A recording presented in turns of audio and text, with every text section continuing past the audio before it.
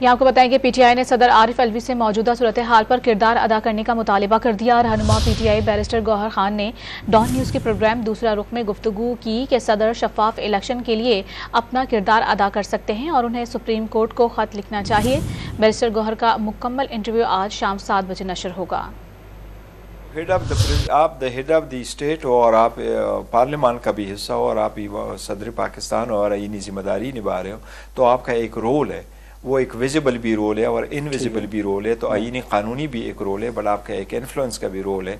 वो जब ये सारा कुछ देखते हैं तो रोल तो प्ले कर सकते हैं, सब लोगों को जैसा भी है एक रोल तो प्ले कर सकते हैं कि हालात बेहतरी की तरफ जाए और हालात मजीद न बिगड़े। इलेक्शन फ्री फेयर ट्रांसपेरेंट कराने के लिए अपना रोल प्ले करें, जिसका हेल्प चाहिए उनको डायरेक्ट करें, उनका हेल्प ले ले, सुप्रीम कोर्ट को दरख्वास्त भेजे, सुप्रीम कोर्ट के साथ कोई सुप्रीम कोर्ट से रिक्वेस्ट कर ले, लेकिन अपने ऑफिस की गुडविल को इस्तेमाल करते हुए कर सकते हैं, क्यों नहीं कर सकते।